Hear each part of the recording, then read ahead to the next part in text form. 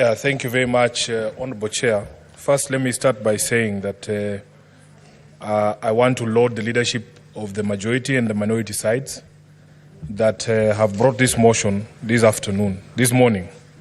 And to just say to the Honorable Senator Aaron Cheruiyot that you will struggle, my brother, to make a better speech than what you've made this morning. And I am sure it has given a lot of hope to a lot of people in this country that in fact this institution of the Senate can rise to the occasion when other people are failing. They say that with great power comes great responsibility. And I don't think that in this House there was somebody with a greater responsibility, leader, to set the tone for the discussion that we want to have this particular morning. I think I hear what Kenyans are saying.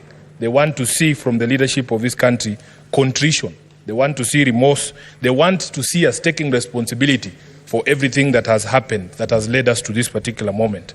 And allow me to follow in your footsteps and also tender an unreserved apology to the people of Kenya if I have contributed in any way by my conduct, by my speech, to bringing the country to where it is today. I apologize for that. Honorable Speaker, as a senator of Nairobi, you know that Nairobi has borne the brunt of the protest, of the killings, of the loss of lives, of the loss of property. As we speak right now, we have 39, as of the last count, people who have lost lives across the country. And more than half of that, at least 19, have been killed in the city of Nairobi. Honorable Speaker, out of those 19 that have died in the city of Nairobi, between 6 and 8 of them, the numbers are yet to be confirmed, were actually very parliament. And as we join our country and our colleagues in mourning, I also want to take this opportunity to send my heartfelt condolences to all the families that have lost their loved ones in this particular protest. Of course, Honorable Speaker, because we have been the epicenter of these riots and protests, we have a lot of damage that has been done to public and private infrastructure. We have lost a lot of property. In fact, the value is unknown. We will need time to actually do an audit of all the property that has been destroyed. Businesses in Nairobi CBD have been shut. There have been all sorts of claims, Honorable Speaker. There's people who have come to me and even talked about ethnic profile businesses, that it's certain communities that are being attacked and others are not being attacked. We are in a place where we have never been in terms of the crisis that is facing us. And all I hear the young people of this country saying is that we as a leadership now need to stop talking. We now need to stop talking and want to listen to these young people. Honorable Speaker, I have been turning down invitations to media houses because I'm asking these media houses, why don't you invite these Gen Zs themselves to tell you what it is they want, to paint a picture of the kind of country that they want? Would you believe it, Honorable Speaker? The many Gen Zs who are being invited to these TV shows are afraid that they will not leave that TV station and get home because they are afraid of being arrested or detained outside those TV stations. And the conversation here, Honorable Senator Cheruiyot, is that we now need to do certain things to facilitate a conversation to happen, starting with what we are doing here. We need to show remorse as leaders. We need to stop threats to people who are... I am in a WhatsApp group, somebody is sharing what is it called, a charge sheet of someone who's being arraigned in court because they said Ruto must go. I mean, Honorable Chair, we must get to a place where if we are going to have a national conversation, let us allow people to express themselves, and that is the only way we will hear what they have to say. We need to put aside our egos. I know some of the things that we are being told and the things that are being directed at us is very humiliating. As leaders, we are not accustomed to this. But, Honorable Speaker, it is a time to set egos aside and just listen. There is something very profound that the majority leader told me yesterday. He said, Sifuna, right now, there are no more political goals to be scored. There isn't even a political game now going on because all of us in the political class are actually indicted by the people of this republic that we have failed in terms of what we need to do to get this country where it's supposed to be. I have shared an example here that on the day of the 25th of June, Rado was being stoned in the city of Nairobi.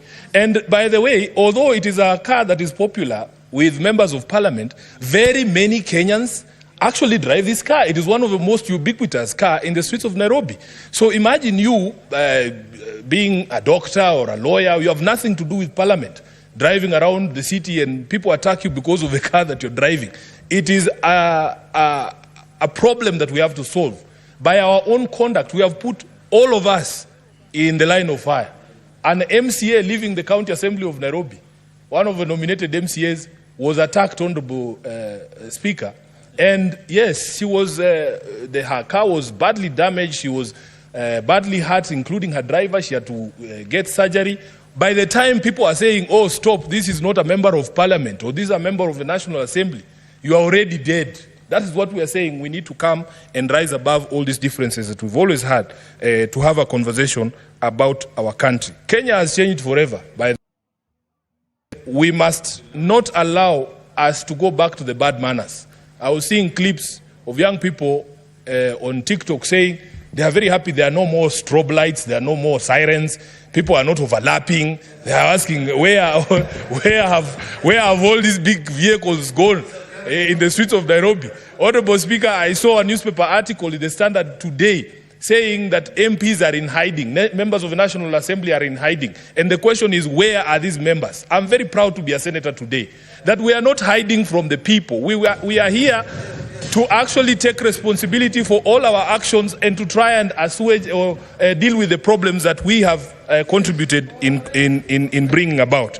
So, Honorable Speaker, there are things, in my view, that we can do. And this moment does not call for us to tell the young people what to do. We need to demonstrate that we are hearing what they are saying and look at ourselves in the mirror, Honorable Speaker. It has to be about us. We start with the House of Senate and the House of Parliament generally, so that we are able to demonstrate that we understand what these young people are saying. So in my presentation, Honorable Speaker, I will be proposing that we don't tell anybody else other than ourselves what we are going to do going forward to try and help this country to move from the quagmire that it finds itself in. And there are very low-hanging fruits. My friends here have spoken, for instance, about the supposed salary increments. By the way, in defense of the SRC, I know many of you have bashed them here. That Gazette notice that is in the public domain and discussion right now was published on the 9th of August 2023, the day we went for elections. I am telling you, because it is supposed to be 2022, 9th of August 2022, because it's supposed to be that members of parliament, when you go for elections, people should know how much money you're going to make in advance. And the role of setting salaries was removed from us. The public still thinks that SIFUNA has the power to increase his own salary. I do not have that power. That power is in a constitutional commission called the SRC. Honorable Speaker, what we need to do, and I'm very happy my colleagues who have gone before me have said it, in all honesty, nobody asked for that increment. Nobody that I know. Personally, I never asked for that increment of 14,000 shillings. Tone deaf if we are going to insist that we get that increment this particular year or next year, when the economy is in the doldrums, when many Kenyans have nothing to put on the table. So I also support the proposal by members who have spoken before me that we formally resolve that we as a Senate are not interested in any additional salaries this particular financial year. Number two, Honorable Speaker, we need to relook at our budgets in this House, and see where we can make major concessions and cuts for members of the public to feel that we are actually lessening the burden and not increasing the burden. And I want to give a personal example, and you'll forgive me if I'm giving out house secrets. Honorable Chair, when I became the Deputy Minority Whip, I was allocated a vehicle, a GK vehicle. On the first day that I used that car to go home, I passed through the expressway. I was shocked, Honorable Speaker, at the amount of money that is on my ETC card for my parliamentary car. As of this morning, when I used that same car to come here, there is 377,000 Kenyan shillings on my ETC. There is 377,000 Kenyan ETC of the vehicle that have been given by Parliament. It does not make sense. It does not make sense, Honorable Speaker. So what you do what you do, members of parliament, the staff of parliament have to be honest with Kenyans. In the way the budgets of parliament are prepared, there are ways and means of reducing the expenditure in this house in a manner that will reduce the burden on taxpayers. I honestly do not need all that money. Even if I ran up and down the expressway for a year, I would never exhaust 370,000 Kenyan shillings. So, Honorable Speaker, we must do this so that we demonstrate to the people that we are serious about what we are talking about. Number 3, Honorable Speaker, I want to speak about something in the motion. The majority leader proposed that National Assembly should reconvene so that they deal with the question of the presidential memorandum on the finance bill. Mr. Speaker, just as a constitutional lawyer, we in the opposition or in the minority have a different take on how this finance bill should be dealt with. Honorable Speaker, if you look at Article 115 on what should happen to a bill when it is sent back to Parliament, 115 sub-article 3, it says, if Parliament amends the bill fully accommodating the President's reservations, the appropriate Speaker shall resubmit it to the President for assent. What that means, Honourable Leader, is that he sends something back after that process of consideration of his memorandum. I do not think the Constitution envisaged a situation where you are sending a blank document from Parliament to the President for assent. Because what the presidential memorandum is proposing is a deletion of all the clauses contained in the finance bill. So you will have an empty piece of paper. It will have nothing on it. Then you are sending it back to the President for assent. What is he assenting to? So the proposal that has come from Honorable Tiende Amolo, for us, makes a bit more sense. That you allow there to be a bill that is introduced to repeal the finance bill as was passed, because in the language of Article 115 we do not think that it can be done the way that it is being proposed. So, Honourable Speaker, another thing that we can do, let there be a public pronouncement from the head of state that we are going to stop these arrests, these abductions that have been ongoing, free everyone who's been arrested because of this protest, as the majority leader said, honor our dead and the people who are still in hospitals. There is opulence and corruption and the corrupting influence of money in politics. Honorable Majority Leader, when you spoke about that, I was very happy, because we have to have a conversation. I was at a conference at one place and somebody was saying how it has become expensive to join politics. And I said it is actually used as a scare tactic to scare away people from political participation. If a young man hears that for you to become the Senator of Nairobi, you need 70 million shillings or 100 million shillings, where do you think that person will never participate in elections? Where are we supposed to get this money? We want the young people to understand that they have demonstrated to this country that you in fact do not need the sort of resources that we are told you need for you to become a political player. Honorable Speaker, there's this question of a ban on harambes. As a lawyer, I am aware there is already legislation that tries to limit participation of political players in harambes, but is limited to the last few months. I think it's, is it 6 months or 9 months to the election? What we should be doing, we should be saying, because now it has become culture that immediately after elections anyway, after you are sworn in, your opponent is already on the ground saying Sifuna must go. So why don't we just extend the period and say, throughout the term of Parliament, members of Parliament should not be allowed to participate in these harambes and demonstrate the sort of opulence that we have seen. The majority leader and Honorable Halwale has spoken about a rigged economy, and that is something that has touched my heart.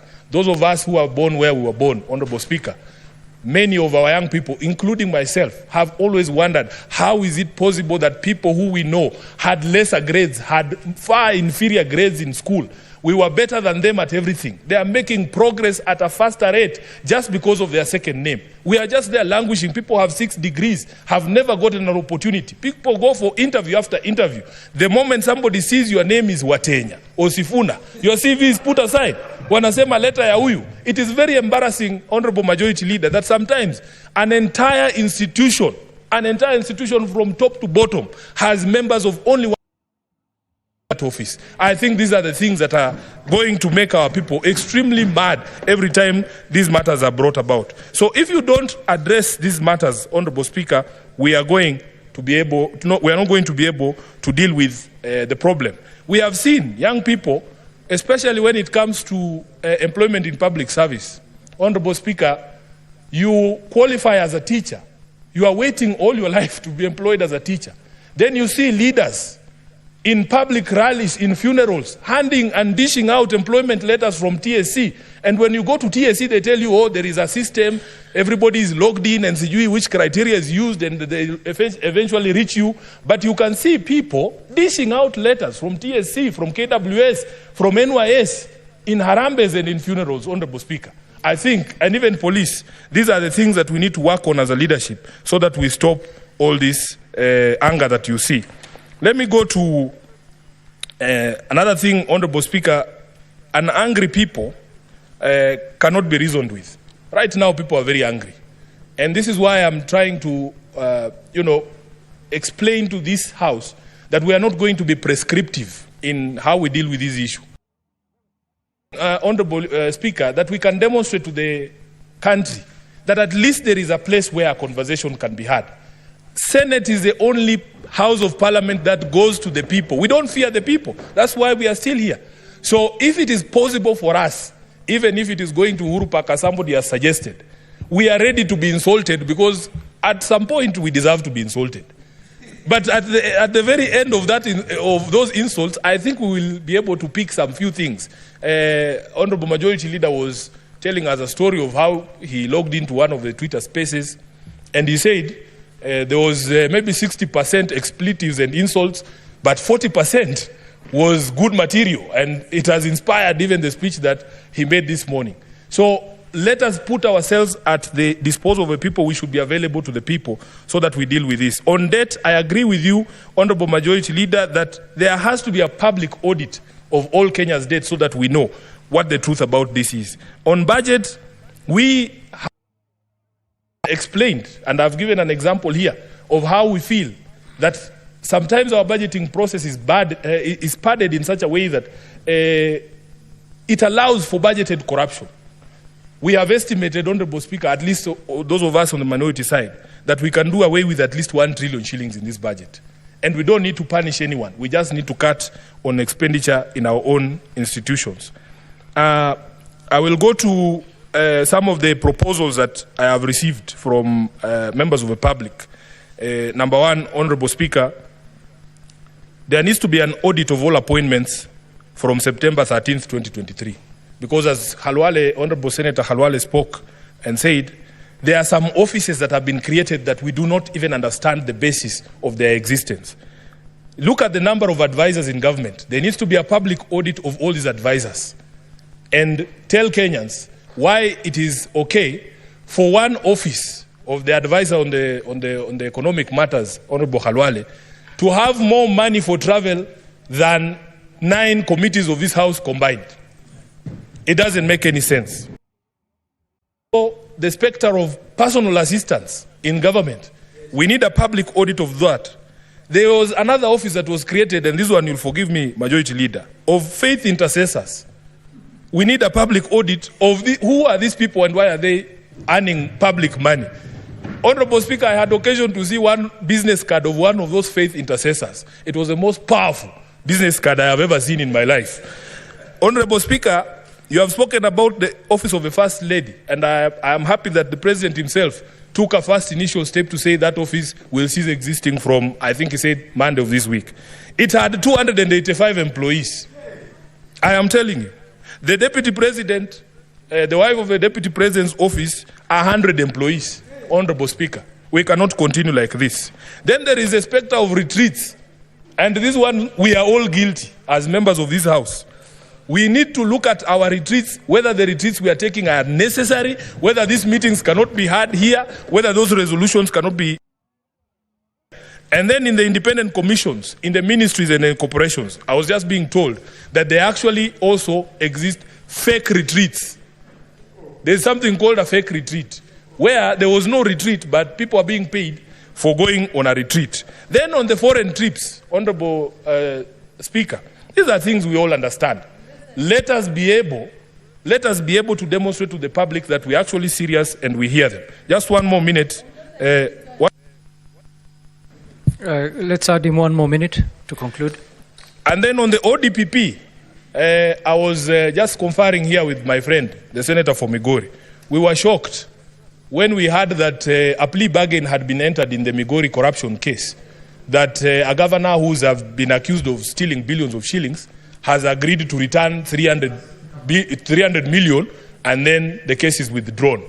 I want to call for an audit of all the in the past 12 or 24 months, Honorable Speaker, so that we understand the legal basis for the withdrawal of these cases, because this is where we are failing. For as long as you can demonstrate, Honorable Speaker, that these cases are going nowhere, that is where people get the confidence that the majority leader was speaking about to engage in some of these things. Lastly, we need respect for the Constitution and constitutional institutions and the bodies across the public service and across the national executive infrastructure. So, for instance, Honorable Speaker, I was being given an example that even the mess we have in the management of public service, that an executive order is made on HR matters to a body called State Corporations Advisory Committee, which is duplication of roles. So, Honorable Speaker, I support this motion, and let us put up that humane face that Kenyans are looking to see, that we can actually engage on these matters. I thank you, Honorable Speaker. Thank you, Senator. Senator Mohammed.